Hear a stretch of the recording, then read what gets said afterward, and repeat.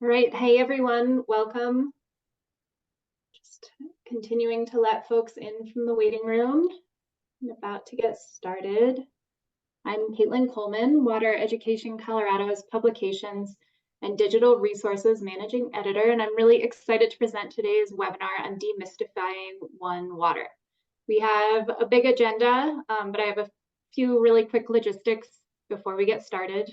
First, try to remain muted during our presentations. We'll allow about 15 minutes or so for Q&A at the end of our time together. So at that point, you can turn on your cameras if you have it off and unmute yourself if you want, or you can type out questions in the chat. And you can also use the chat to communicate during our presentations or type out questions at any time, even though we'll address them at the end of the webinar. Those are the logistics. Now to get started, as many of you know, for Water Education Colorado, we tried to organize a webinar to dive deeper into the content from each issue of Headwaters magazine, which is our flagship publication that comes out 3 times a year. And our fall 2023 issue of Headwaters hit mailboxes in November or around there, and it focused on One Water. I have a copy right here.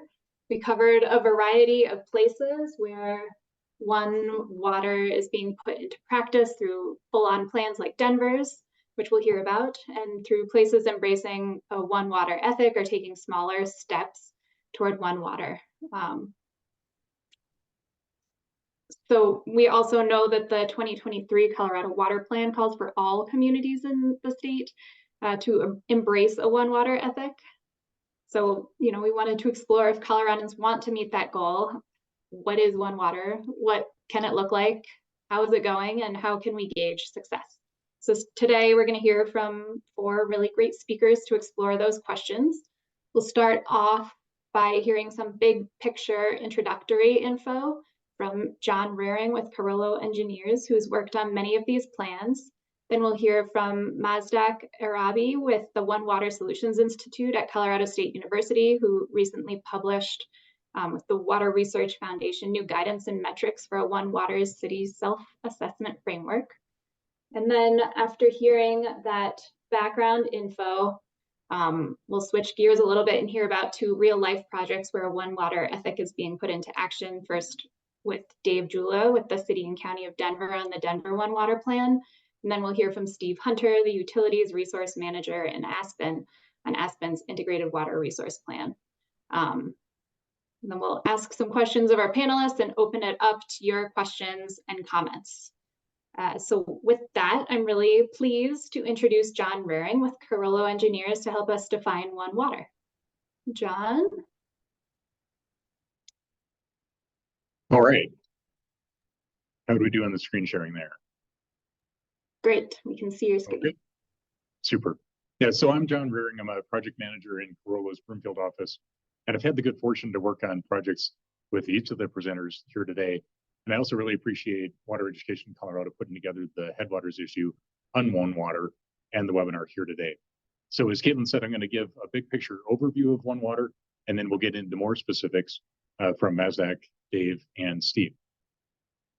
So titled this One Water 101, for lack of a better title.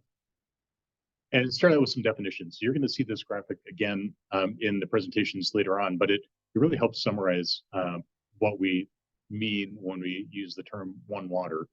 They say a picture is worth 1,000 words, and there's a lot going on in this picture, but it shows the interconnected nature of water supply in the water cycle as we use it in the community and return it back to the environment. And so One Water is really about a holistic and collaborative water management approach that reaches beyond institutional boundaries. Of course, the water doesn't know when it crosses a county line or a city line, or from one user to the next. And so it's really just recognizing and taking advantage of that interconnectedness. And so it really is all one water. All the different pieces affect each other and are affected by each other.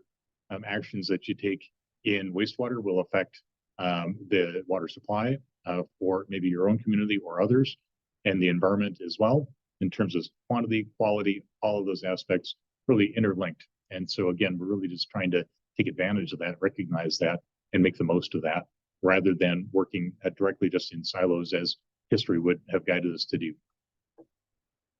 So what are some drivers for One Water planning and management? Why do we do this? Arguably, there's both ongoing conditions and also some evolving conditions that affect water resources.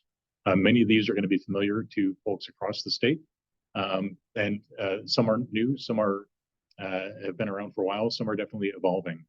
So, for example, population growth, that's not new, but it puts additional strain on our water resources, both in terms of quality and quantity. Aging infrastructure is another one that's not new, but certainly increasingly on the mind of folks when we start thinking about how to manage our water resources in the urban setting.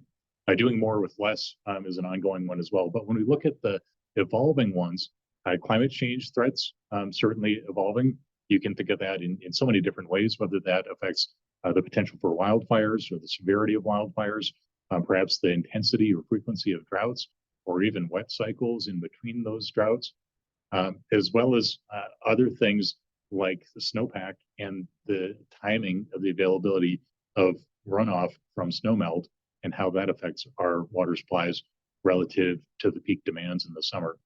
Other things, extreme events, more stringent regulations continue to evolve as well and really drive a need for arguably managing water a little more holistically than history would have had us do. Okay, so then what really is One Water? Is it a new concept? I would submit to you that it's not a new concept. It's maybe a newer name for a concept that's been around or a newer focus. Really not a new concept, but a new way of focusing on holistic water management. In that, it's an intentional recognition of the water cycle and the fact that with that cycle, there is interconnectivity in managing water resources. Again, the actions of one part of the cycle or things that happen in one part of the cycle are going to affect other parts of the cycle. And we can not only understand that, but take advantage of that when we've got a One Water mindset in our planning and management of water resources. Last question, is it a catchphrase? I would say yes, it is. And sometimes that's a good thing. Sometimes that's a bad thing. It's definitely kind of a hot name for in the industry for managing water holistically. So in that sense, it is a catchphrase. And like any catchphrase, it can be used either appropriately or inappropriately. So we're going to talk today about how some of the different communities have embraced One Water and how they're using it effectively outside of kind of this just catchphrase terminology. And so there are different ways of doing One Water plans. Really, I would say that there's equal importance on the two boxes that we see here. One box is matching up supplies and demands, so inventorying all the different water resource supplies that are available to you, and then matching those up by inventorying all the different demands or uses for water and matching those up with the most appropriate source for the most appropriate demand, kind of that fit for purpose water planning, if you will. The second box, equally important, and we want to balance that out, is policy and collaboration. So developing policies and aligning policies between different agencies and different entities with responsibility for different aspects of the water cycle is pretty important, but also collaborating on projects and looking for win-wins and multi-benefits that wouldn't just come from a single viewpoint or a narrow focus on one part of that water cycle. And so I like to call these, there's the calculator type of plan where we're doing supply and demand matching, and then the no calculator where we're focused more on policy and collaboration. Doesn't mean one's better than the other or more important than the other. They're really both important components. And if we look at Denver, you're going to hear from Dave in a few minutes here. When Denver started out on this in 2020, when we started developing the Denver One Water plan, things were pretty good in the supply and demand matching side. There's always work to be done, but Denver Water has done a really good job of thinking through all those different sources and all the different demands and matching those up. However, the alignment of policies between different water agencies that affect water and are affected by water in Denver and the collaboration between them really was something we wanted to focus more on in the Denver One Water plan. And so today, now that we've got the Denver One Water plan, we've got those pretty well balanced out. And so let's think about putting One Water into action then. There's the part here where you're developing a plan, you're doing One Water planning. Mazak's going to give us an overview of some new tools that can help you kind of assess where you're at and initiate the One Water planning. So that's where we're doing things like thinking through goals and strategies, a collaboration framework, maybe some metrics and a monitoring plan to gauge how we're doing, and then documenting that in a report, identifying gaps, and making recommendations for not only what the plan should consist of and tackle, but also policies that would go with that. When you think about One Water implementation, then it's really putting that into action, implementing those strategies, monitoring that process, institutionalizing collaboration. So collaboration happens between utilities all the time, but it isn't necessarily a way of doing business in an institutionalized way of doing that business. And so with that, then you can also work on resolving implementation gaps and implementing those recommendations. But really what we're talking about is transitioning from the initial part, where it's more of a plan, into a process that's an evolving living thing. And that's where we're at now in the Denver plan that Dave will talk about. One Water can really be effective for communities of all sizes. So of course, we're talking a bit about the Denver One Water plan today. Steve is also going to talk about Aspen, a much smaller community. And here are other communities that have done One Water planning. One Water Morro Bay on the California coast is a traditionally integrated utility master plan. So looking much more at the supplies and demands and different sources, all the way over to One Water Honolulu, very focused on climate resilience and collaboration. And you can think of things like sea level rise as a big concern for them. And then the One Water LA 2040 plan, which is now in implementation, but really matching up supplies and demands and that whole water cycle through all the different agencies responsible for water in LA. And so this really gets us to a new kind of mindset, thinking differently. And we want to think about how all water has value. There's a utility out on the West Coast in Portland area that says all water aspires to be pure. I'm not sure about that, but it definitely all has value, and we want to think about the entire water cycle.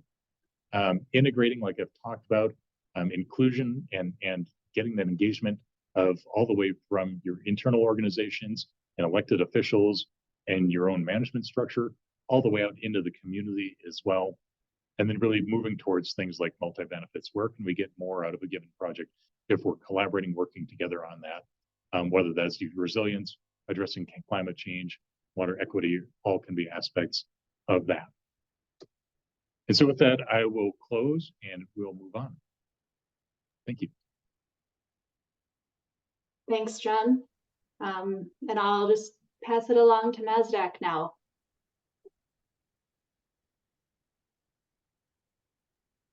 Good afternoon, everybody. I'm hoping that you can also see my screen here. Yes, we can. Excellent. Well, good afternoon, everybody. My name is Mazdak Arabi. I'm a professor of civil and environmental engineering with Colorado State University, and also I serve as the director of the One Water Solutions Institute at CSU. In collaboration with Corolla Engineers, with John and his team at Corolla Engineers, an Institute for Sustainable Infrastructure, Florida International University, and other, a lot of folks that partnered with us across the United States and internationally, we have developed a self-assessment framework and rating system to help communities transition from the current approaches to a more integrated and holistic approach to water management. As John mentioned, the One Water approach entails social, ecological, and technological approaches that enable and foster integration, coordinated and aligned actions to move beyond current approaches to incorporate resilience, just management, equity, and other aspects into planning for water systems, not only for now, but also in future. Through our study, we have identified key elements of a One Water program that has to be considered, or these elements should be considered as we develop a One Water program. These range from building institutional capacity and changing that mindset that John was talking about, incorporating factors such as climate change and resilience and community livability and social, environmental, and economic justice in the plans, but also getting stakeholders, the broader stakeholder communities engaged. So these 9 elements are factors that should be considered as we develop goals for creating a One Water program. And each of these key elements can be characterized by a set of perhaps priorities that are unique to every community. So as you can see here, there's an arc to the characteristics of one water key elements that range from initial capacities to build institutional capacities, all the way to changing outcomes for the environment, for ecological conditions, and so on. So clearly, not all of these factors at all times are relevant to every single community. So the first step in developing strategic objectives for a one water plan, a community should always develop a set of priorities that guides their specific objectives for water plans. So for example, in many Colorado communities, we may consider institutional capacity and organizational culture, getting stakeholder engaged, water supply resiliency, enabling water recycling, climate change resilience, and livability in our approaches. So you can see how a community can develop a set of priorities for their programs by selecting these lenses that enables focus on priorities for a location or a community. So the program often can be simplified, or building a one-water program may be simplified to 4 steps. One is to identify, to create a vision and guiding principles that articulates goals for a one-water program from these 9 key elements, and moving to selecting specific objectives from priority lenses that are specific to a community.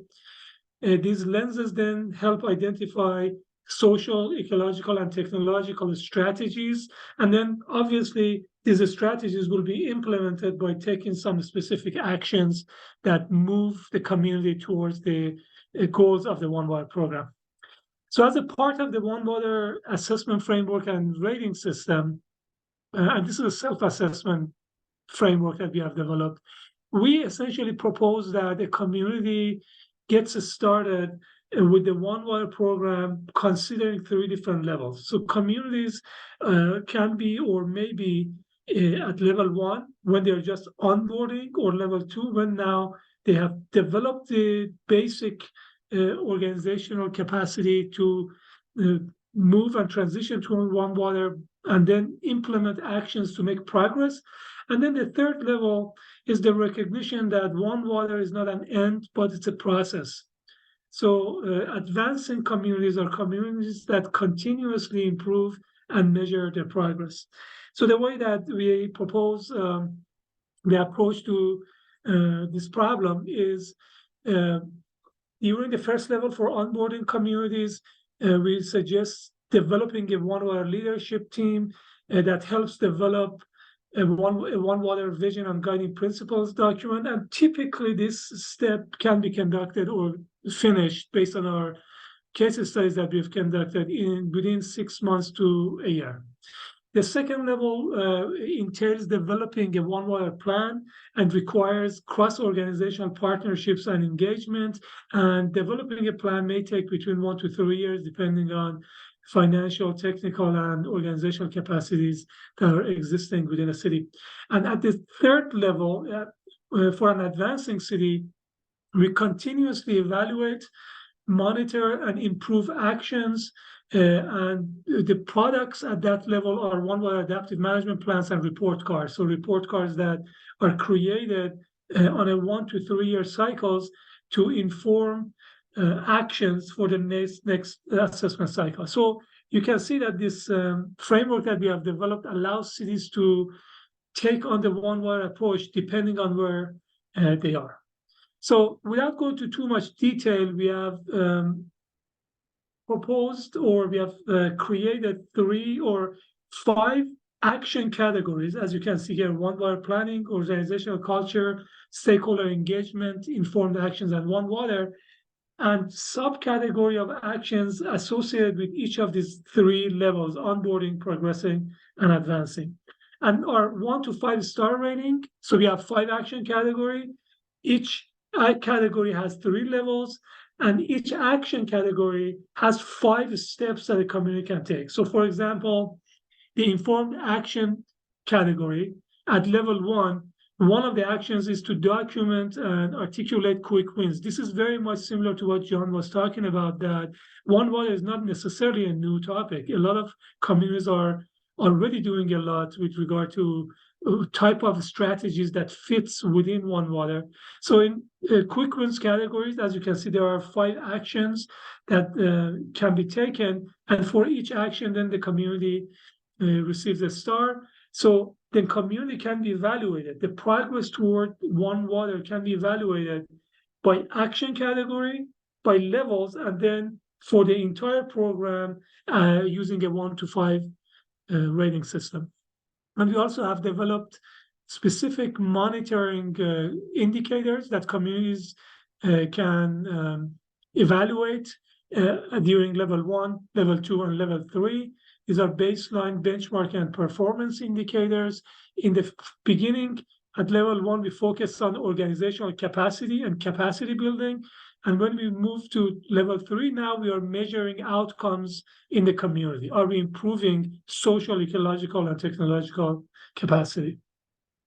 I will end with referring you to the Water Research Foundation report that we have developed. This is available for free to download. You have to sign up on the Water Research Foundation website to be able to download this. And also, please feel free to contact us at the One Water Solutions Institute if you want to implement this self-assessment and grading system. It's within the mission of Colorado State University One Water Solution Institute to provide training opportunities, educational materials, and also help communities to build these programs as we move toward better conditions for our water systems in Colorado. So with that, I stop here and pass it to Steve. Thanks, Mazdek. And just a quick note as Steve comes in, that I see we've gotten a couple of questions in the chat. So a reminder to everyone that you can add your questions and we'll work on addressing those after we've heard from all of our presenters at the end. So Steve, you're up. Okay, well, let me share my screen here.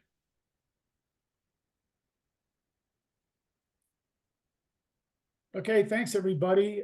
Steve Hunter, I'm the Utility Resource Manager for the City of Aspen, Colorado.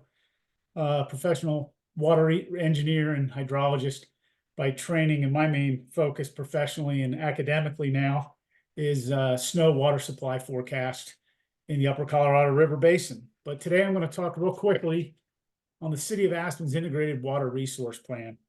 So I have to be honest, I did not know what One Water was when we started this, but thankfully learning about it, we fit right in there. Our integrated water resource plan is very holistic, collaborative water approach to watershed management and water resources management. And we, just like the water cycle, I like how the One Water uses that, because it doesn't matter where you start on that. It's all connected and it's all, they're all interrelated to each other and how they are connected. So we completed this study, this integrated water resource plan in November of 2021. It's a 50-year planning document that goes out to 2070. So real quick, I'm not going to read everything here, but here the purposes and the goals of it was to have a comprehensive assessment of future and current demands, existing and future water supply capabilities, and future supply opportunities. And I'll talk a little bit more about that in a minute. We wanted to identify and mitigate water supply threats for a resilient, redundant, and reliable water system. We wanted to assess future raw water storage.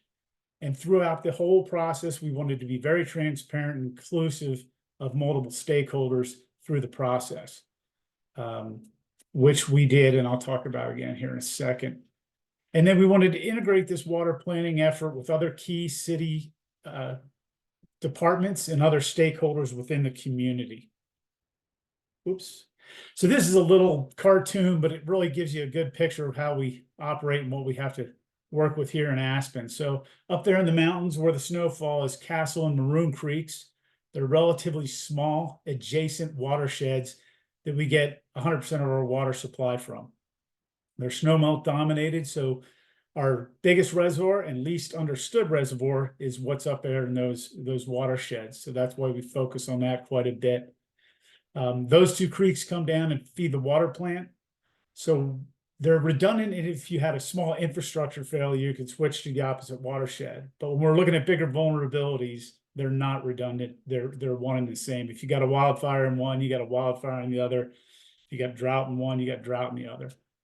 So the city has a pretty robust enhanced water conservation program that we're constantly building on. We have 3 groundwater wells that have some water quality issues for some redundancy. So we're looking at putting additional wells in there. And then we're about 80% through a water reuse program in the city. So I'm taking a 350-page document and talking about it in a couple slides. So what we wanted to do through this effort was have an evaluation criteria that reflects previous input, but going through a methodology of what the city and technical and non-technical representatives in the process we're looking at. So we looked at supply availability, supply resilience, community environmental benefits, affordability of any of these components, ease of implementation of these components, and then ease of operation for the utilities and water staff. And through this, we looked at a bunch of vulnerabilities that the city had. We've got, just like everybody on this call, we've got vulnerabilities to drought, climate change. We have vulnerabilities to wildfire. And we actually have pretty significant vulnerabilities to avalanches. In 2019, we had a historic avalanche cycle, which actually blocked 2 of the creeks and our intake structure from water getting to the campus for a couple days. So the city does not have a water supply. Some big places like Denver Water and others have, multiple years potentially of water supply in reservoirs. We have about 1 day supply in a small reservoir that's about 10 to 12 acre feet. So what we're trying to do is take that existing, very vulnerable system, if you will, to any of those vulnerabilities and make it more robust in both resiliency and redundancy. So we looked at 5 or 6 portfolios, and the first portfolio was kind of the status quo. We have Castle, Maroon Creek, and kind of a baseline conservation program. And I'll skip portfolio 2 through 5 because the group and the community chose portfolio 6, which was kind of the most robust out of all the portfolios, which contains those 3 I already mentioned, also emergency and operational storage, groundwater, water reuse, and enhanced conservation programs. So all of those, the storage is obviously a big complex one, but some of these other ones are already being implemented. We have a strategy to implement these over time. And with that, I will pass this off to, I believe, Dave, and be available for questions afterwards. Awesome. Thanks, Steve. Yeah, Dave, you're up. All right, thanks. Can you see my screen? Yes. Great. Does it have all this stuff on it? Okay. Hi, everyone. Good afternoon. My name is Dave Jewell. I'm the Senior Director of Water Services at the City and County of Denver. I reside in the Department of Transportation and Infrastructure, and I am a water resources engineer by trade. So, at the City and County of Denver, whenever I joined the city, first I'll frame where we are, how we got here. I was hired to do a strategic water plan for the city. We had planning for pedestrians and bikes and trying to get people out of cars and transit, all these things, but we did not have a citywide water plan with any kind of strategy. We had lots of master planning. Obviously, we were taking care of our resources, but and doing our jobs, but nothing with like policy, especially policy tied to land use. So that was a big gap identified in the city, and that's what I was hired to do. So how it works in the city of Denver, I'll start with what city does. We have responsibilities for stormwater and floodplain management, and some distribution of sanitary infrastructure and drinking water. Then we have Denver Water provides us our potable drinking water, as was mentioned earlier by others. Metro Water Recovery treats our wastewater. But then we have a local flood control district that was created after the 1965 floods called the Mile High Flood District that we partner with very closely on stormwater and floodplain management. And then we have a nonprofit that was also created after the 65 flood, the Greenway Foundation. That's a nonprofit that's just a huge advocate for our greenways and waterways and restoring and revitalizing those. So in late 2019, or basically at the beginning of 2020, we started this process of developing a plan for the city, a One Water plan. And of course, it was a highly collaborative process. Right at the beginning of COVID, I want to give props to our consultants that John Raring was the prime, and NASDAQ was also part of the team for doing a great job of overcoming those challenges and doing a great job of bringing everybody together. So the plan has the normal things you'd have. It has a vision and goals, but the really important thing are the supporting strategies and implementation actions of what to actually do with this plan and move it forward. And they're tied to those goals. But how are we going to move those forward, especially with the collaborative process across all those different entities? Well, what the plan identified was the need for a One Water leaders group that meets regularly and has a governance structure to make sure that at the highest level in each of those organizations are engaged and supportive of the One Water approach and move those programs forward. And so since finishing the plan in September 2021, we've been meeting monthly and advancing those implementation actions, prioritizing, finding resources, breakout groups, that type of thing. So I want to give some examples of what has been the result of that. One that continues to go on, and we can't really claim that National Western Center and all the great things they've done is because of the One Water plan. It was really an inspiration, and I think as people said earlier, it wasn't like one day we decided to care about water. We've been doing things, and it's all been going towards this direction. But the National Western Center campus, if you're not familiar, it's a $2 billion redevelopment of this, where we have the stock show, meant to be a 365-day venue for all kinds of events. But things like green infrastructure and sewer heat recovery. The whole campus is heated and cooled by the heat off the sewers, the metro mains that come by here, 2 7-foot diameter pipes. That is basically the end point of draining the city and county of Denver. It's going to do that for their whole system. It's a really cool process. We also identified directly in there, and one of the implementation actions was providing room for our river. The city and county of Denver does not have any buffer or setbacks on our waterways. It's like nothing. People could put a 65-story skyscraper right up against it if they wanted to. So because of the plan and the identified need to look at that, we did the Healthy River Corridor study, and we are implementing it right now and drafting rules and regulations on what that looks like. This one, the Waterway Resiliency Program. Once again, if you haven't heard of this is we received $354 million in the IIJA bill from the federal government and through the Army Corps of Engineers, and it is restoring 6.5 miles of the South Platte River through downtown, with also some of the tributaries also have projects on them. And it's 354 million is the contribution by the federal government, which we have local matches. It's probably going to be, some people are saying upwards of $1 billion by the time we're finished with it. But that is identified as One Water program because of all of its multi-benefits, sheer size, and transformational aspects. The Highline Canal, if you're not familiar with it, it was a water supply canal that Denver Water used for decades, probably a century. I don't recall exactly how long, but it's 62 miles long. It cuts from Douglas County all the way into Arapahoe County through Denver, and it's not used anymore for for water supply distribution, but it's a local amenity to all those communities. It has a walking and biking trail along it, a lot of vegetation, which we all know in Colorado is very valuable. And Denver Water is working with the communities on what's the future of that look like. So it's a great opportunity. We've been testing some green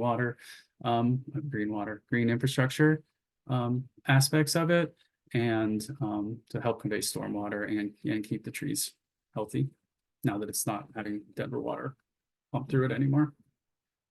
And there's more things we're going on, like gray water pilot education program, landscape transformation, which we're all going through right now, especially with what the state's doing. Those, and I think that's all I got for right now. And I'll hand it back, I think, to Caitlin. Awesome. Thanks, Dave.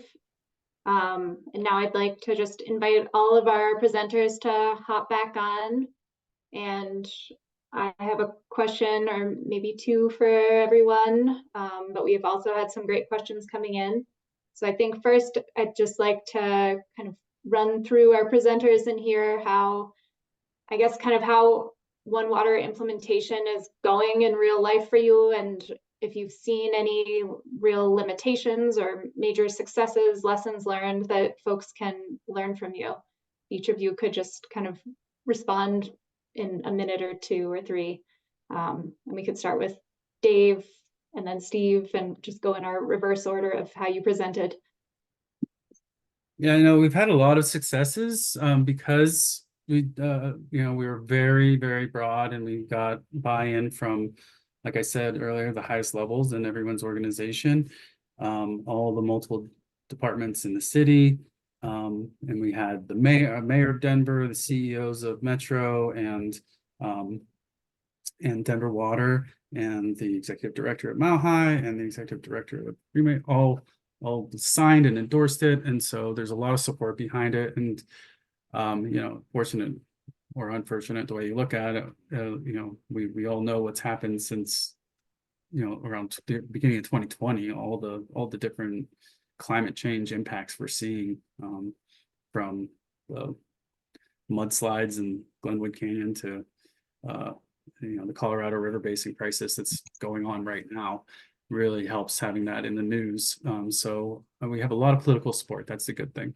The challenges are what you would expect. I mean, there's a lot of new innovative things that people are trying to do, like direct potable, non-potable reuse, and figuring out the logistics of how that's going to work and what the rules are, and how to overcome those hurdles, and then also how you pay for it and that type of thing are our biggest challenges. But I'm really excited that we're doing it now, and whenever it's not a must do, it's we should be figuring these things out now. So I'll leave it at that for now, unless anyone has any questions.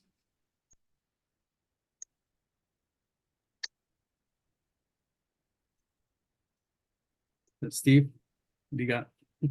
Yeah, but no, I echo Dave's things. And I think somebody in the chat asked, would you have done this if it wasn't a One Water program? And absolutely, water, if you've lived in the West for more than a day, you understand how precious and valuable this resource is. We understand, I think most of us, that these are dynamic, complex systems. And even though we have this, in our case, a 50-year planning document, it's very dynamic, and we can shift based upon new available science, data, technologies to adapt and move to still basically achieve the same goals in water management, but the path to get to those goals may be changed. As far as us, we're moving forward. I think, like Dave had mentioned, you've got so many things with wildfire, drought, and other things in the West. People are very cognizant of what's going on. In fact, when we have good water years, I kind of frown a little bit because people tend to forget, 4 years of drought, and you get one good year, and they're like, oh, things are back to perfect. And then you lose some momentum of why these steps we're taking are so important.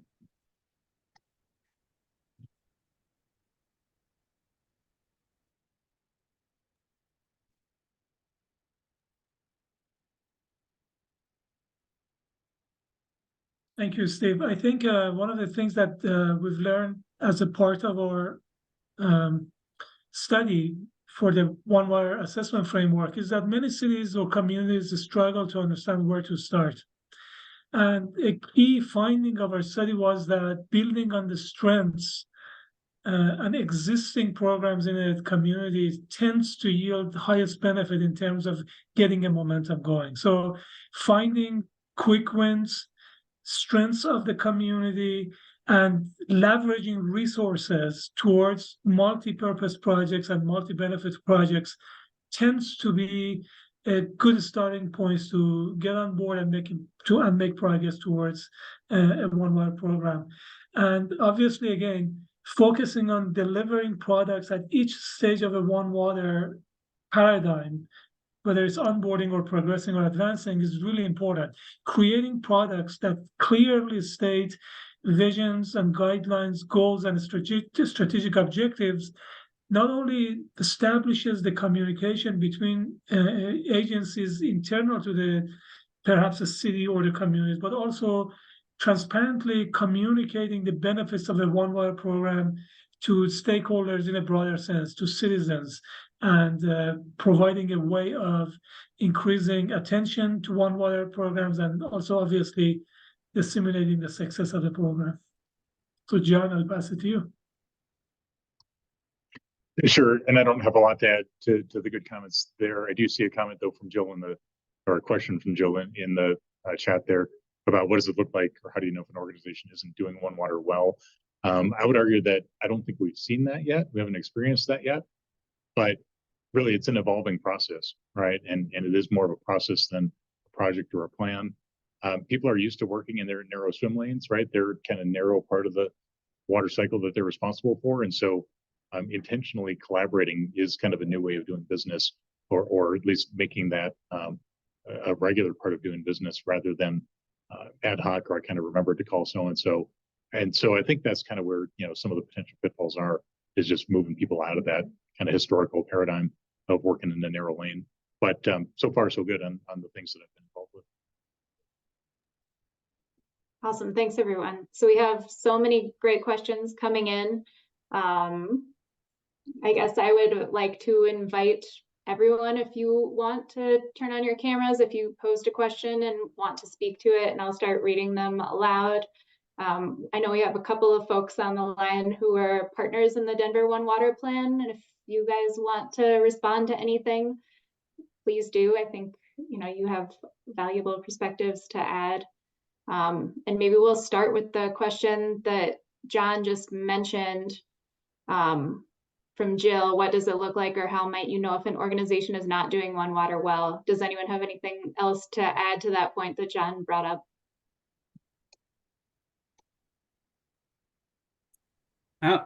I'll add that, I don't think there's, especially in our region, there, from what we know, Denver's is the first formal One Water plan for a community in Colorado for sure, if not the whole Rocky Mountain region that we know of.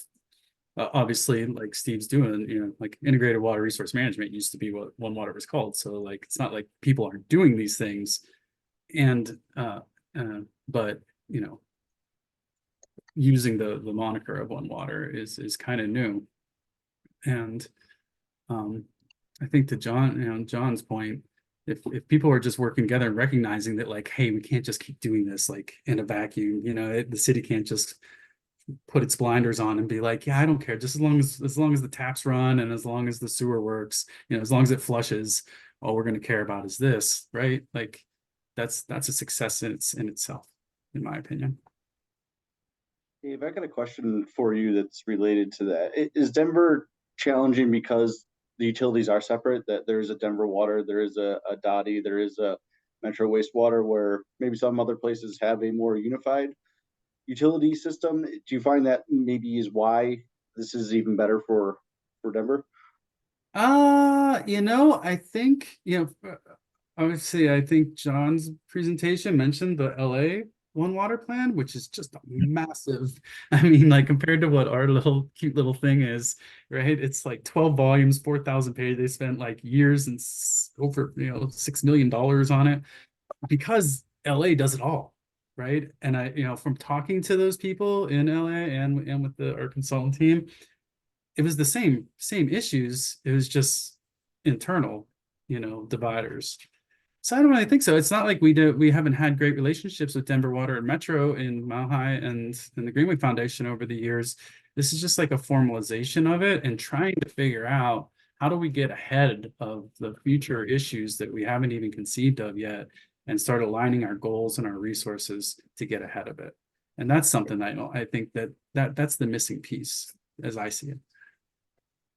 Yeah, Dave, you're exactly right. It's in the LA case, it mostly was all different departments of the city of Los Angeles. So it's all one in theory, right? It's all the city. So it's just be easy, but it's each of those has a compartmentalized kind of component of managing water. And they even involved others like the city department that's responsible for the zoo, but also externally they got like California Department of Transportation involved and others that you wouldn't ordinarily think of in terms of managing water, but they're affected by it and can affect it. But that said, small cities might have it all in-house too, right? They wouldn't have to be the size of LA. They could all have all those functions within, quote, the city or the town. Same thing though, right? If they're not intentionally working with each other and looking for those multi-benefit outcomes, then they're going to miss, some opportunities.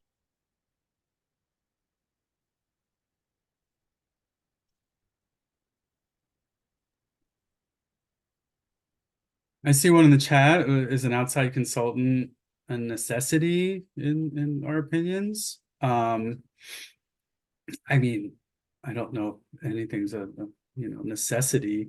There's a lot of smart people in all the organizations that could, but I know from our perspective, it was incredibly helpful and efficient to have somebody both with experience, with the right. Carollo did the One Water plan for Los Angeles, and that was such a mega undertaking. The lessons learned from that, we relied on constantly through that. The other thing for me is nobody's sitting around like I just don't spend enough time talking to Denver Water or whoever, which of our partners, having someone help us focus and herd the cats. Who's not somebody trying to pull in a different department or a different entity, a different agency, having someone neutral and independent who's just like keeping the momentum going. I also felt was super valuable. Others.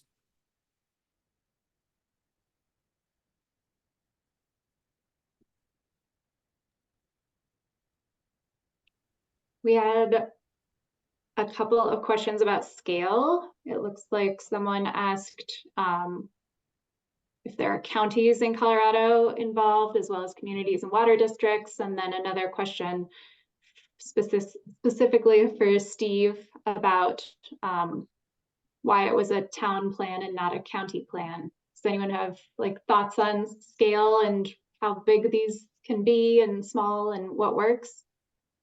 I can jump in to answer the reason. So we're in Pickens County, and we work heavily with Pickens County on all things water. They're not a water provider or a wastewater provider.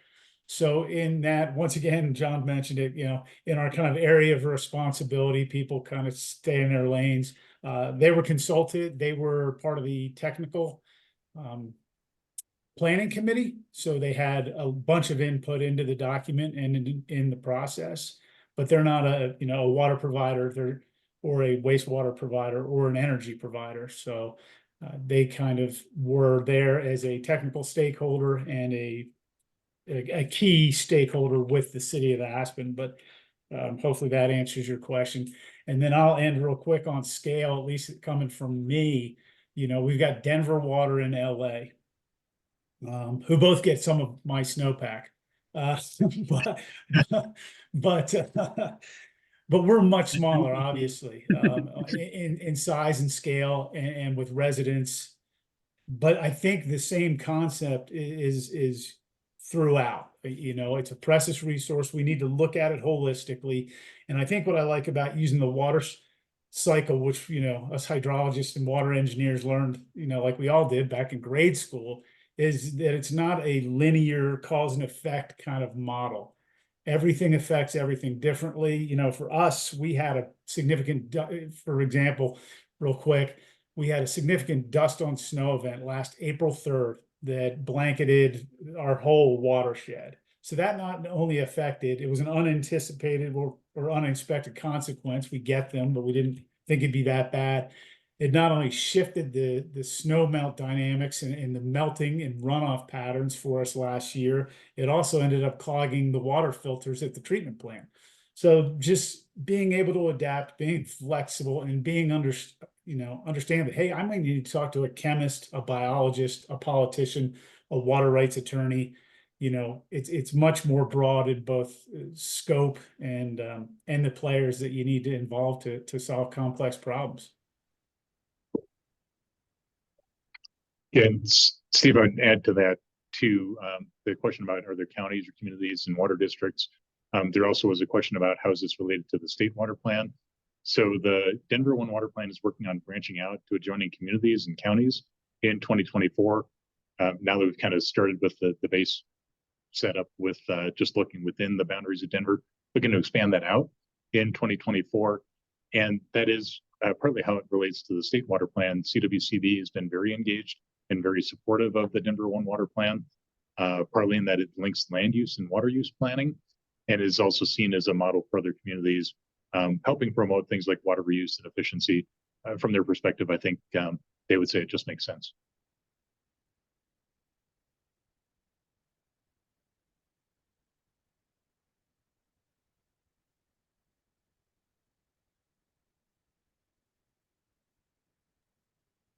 Wendy, I How tried about this? to. Oh, go ahead. Sorry, Caitlin, go ahead. I was saying I tried to answer Wendy's water rights. Does that make sense? Okay, cool. Thanks. How about this question about nearby farms that produce food and fiber? Is there an ability to incorporate local food production into the One Water concept? That's a great question. I mean, it even not even where there's nearby farms, we're looking at urban applications as part of that One Water Leaders Group in Denver. Yeah, one of the contexts I've seen that come up in is urban gardens and the use of recycled water for that. So several years ago, the state's water reuse regulation was modified to allow use of recycled water for urban gardens, and really kind of recognizing the importance of water in that urban food kind of system as well. So it absolutely can work in that context.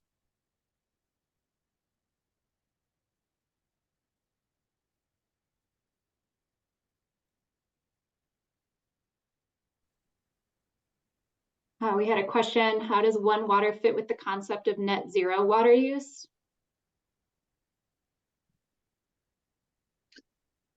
Yeah, I've got some thoughts on that. It's a good question. I think One Water really recognizes that there's no new water in our world, and it's instead more about how we can be the best stewards of the water that's in our part of the world.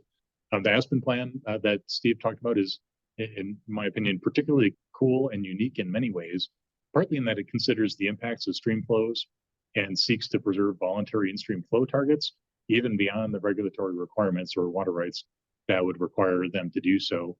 And also, they're looking at water reuse or planning on implementing water reuse. Steve mentioned that as part of his presentation. They don't have reusable water rights to allow them to do water reuse. So what that means is then they have to augment that water and make up for what would otherwise be an out of priority diversion. So that's another way of kind of thinking through this net zero water use mindset. I will add to that in general, the concept of net zero water approaches encompasses three considerations. One is end use and demand reduction strategies, anything that fits into conservation, efficient appliances, and so on. So conservation and demand reduction. The second concept is right water for right use, or this concept of fit for purpose use of alternative local water sources, such as gray water, stormwater, and so on.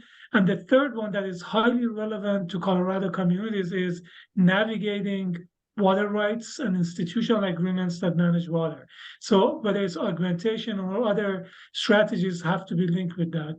And a big part of those policy considerations are related to this connection between land use and water management that is embedded in almost every one water plan that I'm familiar with. So again, these are the three aspects of net zero water.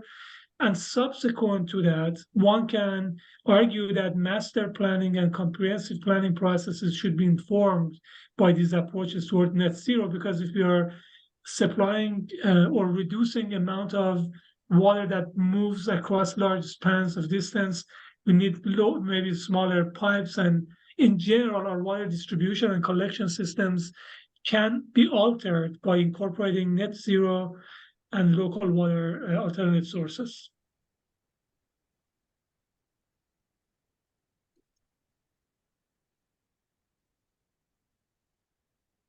So we have a couple more questions that just came in. So one, how is water quality addressed and considered throughout the plan?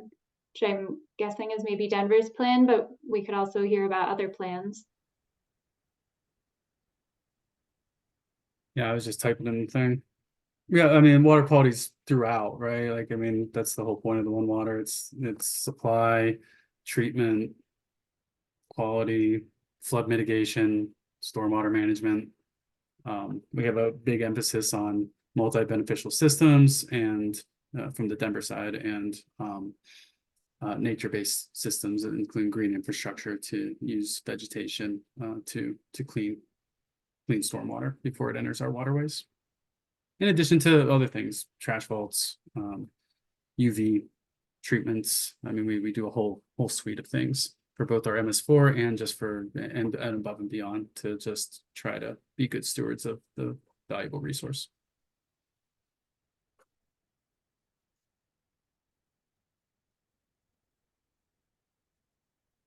And then Wendy, would you want to jump in and ask this question about reach to counties? Yeah, sure. So John had mentioned before of this rolling out on a more statewide level, right? Because it's being driven by the state water plan. So, I'm in Chaffee County, and actually, interestingly, I just started as the first and only natural resources planner for the county. Clearly, water, it is at the top of everybody's mind. I happened to learn about this because I'm otherwise on your mailing list, and I was like, oh, I should listen in.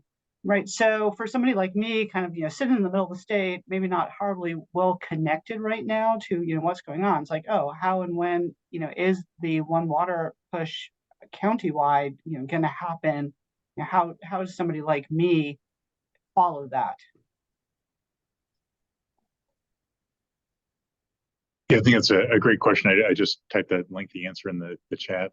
But I think, so if you're in the Denver area, we're starting to increase that outreach, as I mentioned, in 2024.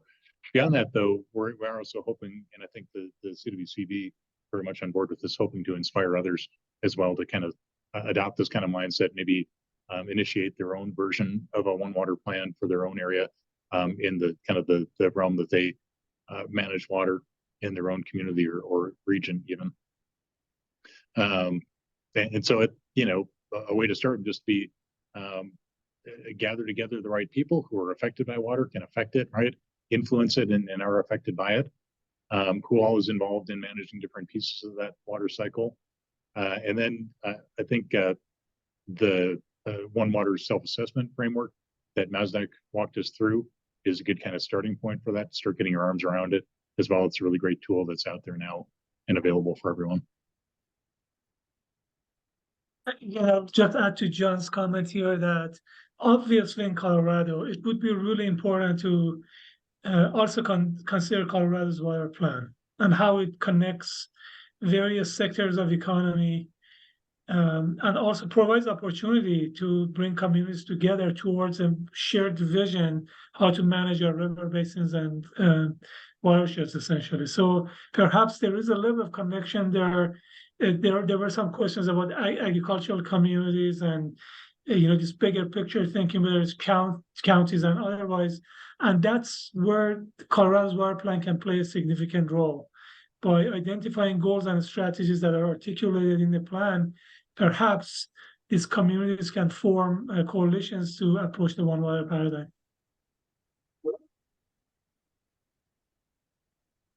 And I'll say the hope, we learned a lot from LA's water plan from, from John and others before us, being part of the Mile High Flood District. And what we're hoping is to expand beyond just Denver and some of our other local communities, but then provide some of those things that we've learned to those communities, but as well as others around the state. And so I think that's really our goal this year, is to kind of provide some of that information out to everybody to be able to help learn from some of the things that we've gone through.